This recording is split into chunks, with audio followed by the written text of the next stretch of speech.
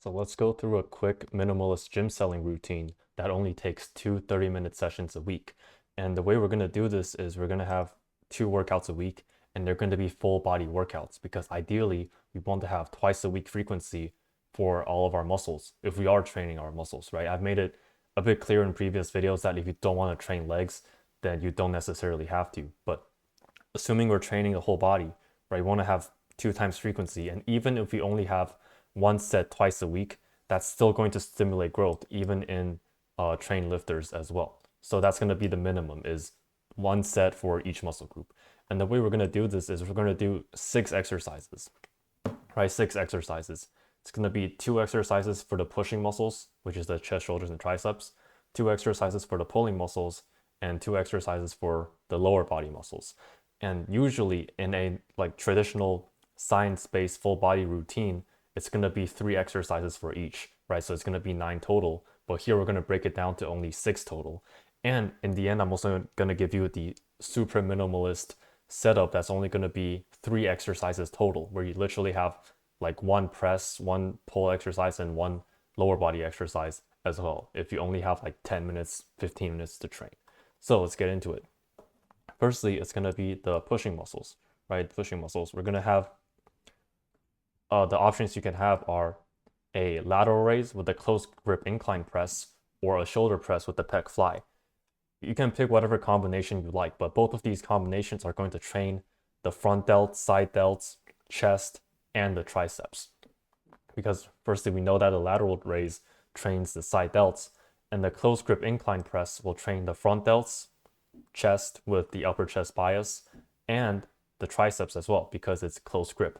But you have to know that whenever you're training the triceps through a press, whether it's a close grip press, a JM press, or even a weighted dip or any kind of dip variation, you're not going to be able to train the long head fully. And the reason for this is because the long head of the triceps is a shoulder extensor. So just imagine a pullover motion, right, where you're pulling your arms down. That is shoulder extension. And because the long head of the triceps is a shoulder extensor, anytime you're flexing the shoulder whilst extending your elbow at the same time, like in a JM press, close grip press, just any press really, you're not going to work the long head very well because, it's a shoulder extensor, right? So just know that if you want to maximally develop the triceps, including the long head, you might want to include a tricep extension, particularly one where you have the arm by your side and the upper arm not moving at all. So just a simple single arm tricep press down would do. But a lot of people have built really big triceps just from presses, right? A lot of people build huge triceps from weighted dips, from close grip pressing. So I don't think it will really be a big concern, especially because this is a minimalist program. But if you want to maximally develop your triceps, just know that you might want to include a tricep extension. Now, the next option is a shoulder press plus a pec fly. And nowadays, a lot of people think about the shoulder press as a front delt exercise, but it's actually really, really effective at training the side delts, particularly if you're pressing in the frontal or sagittal plane. So frontal sagittal plane, it's basically just pressing with your arms out. So you can imagine like a behind the neck press with a barbell or a dumbbell shoulder press where you have your hands facing forwards, right? That's in the frontal plane. And if you just press like that, you're actually going to get a lot of side delt activation. Excuse me. So you can actually see in the study that when they compare the shoulder press, SP in the frontal plane, to the lateral raise, the side delt activation is super similar. There's only a 2% difference in side delt activation between the shoulder press and the lateral raise.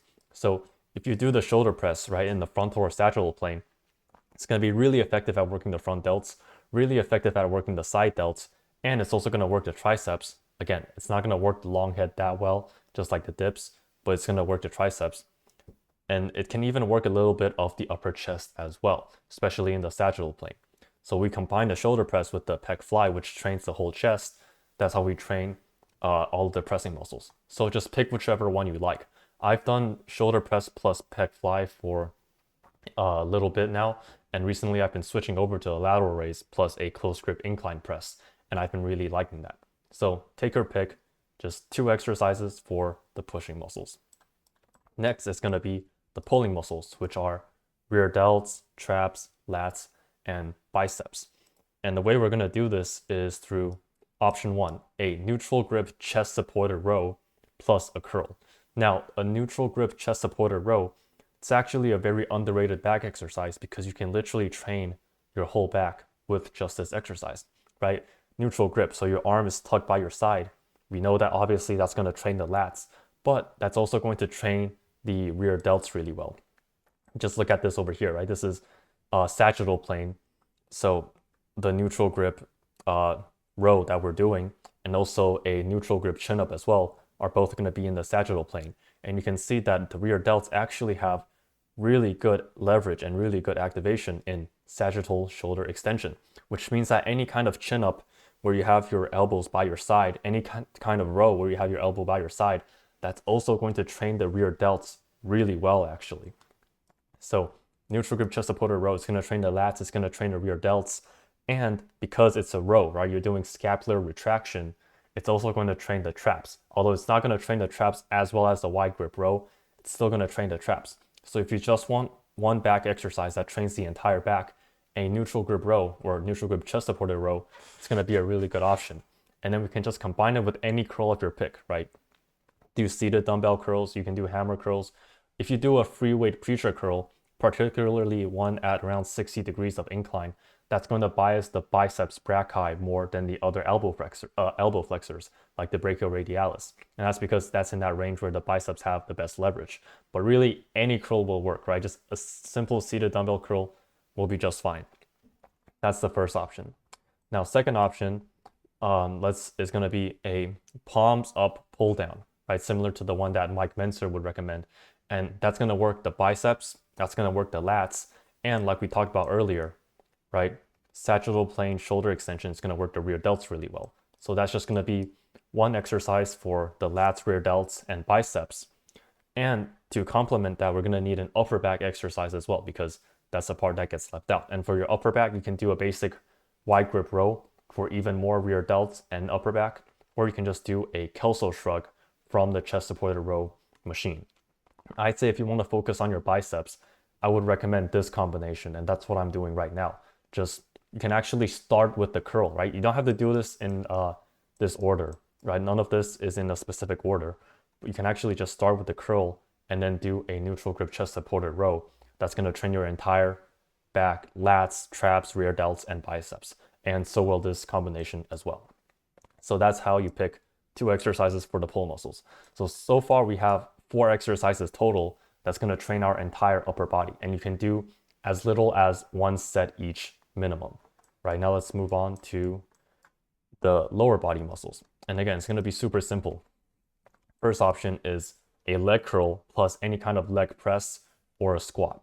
So leg curl, you're going to train the entire hamstrings through the leg curl. And any kind of leg press or squat, I particularly like the leg press because you can change your foot position to bias more of the adductors or glutes or quads. But any kind of leg press or squat, that's going to train your glutes, adductors, and quads as well. But just know that in a leg press or squat, you're not going to be able to fully train the rectus femoris of the quadriceps. And it's the same reason why you can't train the long head of the triceps with the press. The rectus femoris of the quads is a knee flexor, so it lifts the knee up, which means that whenever you do a squat or a leg press where you're extending the hip, my mistake, it's a hip flexor. So like it lifts the leg up. Anytime you extend your upper leg in a squat or leg press, you're not going to be able to fully train the rectus femoris. But again, you're still going to get, big quads, right? People have been getting huge quads from squats and leg presses. But if you just want to fully develop the rectus femoris, if that's what you care about, then you might want to include a leg extension, which is included in this option, which is a stiff leg deadlift, which is going to train the hamstrings, glutes, and adductors, and a leg extension, which is going to train the entire quad. But either of these combinations, they're going to train the quads, glutes, adductors really well, and the hamstrings really well as well. And you can also throw in a calf raise as well. What I like to do is I like to do a leg press and then just do a calf raise on the same leg press machine as well. So it'll only be like an extra 5 minutes. Now, lastly, if you want an ultra minimalist routine, right, ultra-minimalist with only 3 exercises, then it's pretty simple, right? Instead of doing 2 exercises for each, you just do one. So that can be for the press, either a shoulder press or a close grip incline. I would actually suggest choosing the shoulder press because having side delts, I'd say it's more important than having upper chest if you have to only pick one, right? You can do the palms up pull down, which if you do that, you're gonna get good biceps and lats and rear delts, but your upper back is not gonna be that developed. Or you can do some kind of chest supported row, which is gonna develop your traps and your back better, but your biceps aren't gonna be that developed. Because when you're doing this like kind of ultra minimalist routine, you're going to have to make sacrifices. And I think most people, if you just do these 6 exercises where you do 2 exercises for each, you can develop your whole body really well under a really short time frame. And lastly, like ultra minimalist, if you want to train your legs, either do a leg press or a squat, right? You're not going to be able to develop the hamstrings really well. If you really want the hamstrings, then maybe you only do a stiff leg deadlift, but then you're going to sacrifice the quads. And the way you do this, right? Once you have the exercises picked out, whether you're doing 6 exercises, which is what I would recommend, then you just have to do 1 set each as a minimum twice a week, right? If you do those 6 exercises, 1 set each, it's gonna take probably around 30 minutes, right? Maybe 40 minutes if you have to wait for some machine, but you're just doing 1, maybe 2 working sets for specific exercises, right? Maybe if you really want big delts, then you do 2 sets of lateral raises, but 1 to 2 warm-up sets, 1 working set, it's going to take very little time.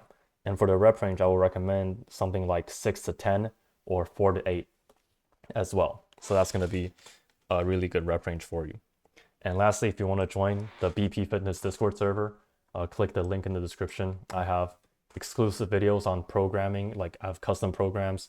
It's like a forum where you can discuss stuff, and it's also just a Discord chat room as well, like everything all in one. So link in the description, join the private Discord community. Yeah, see you in the next video.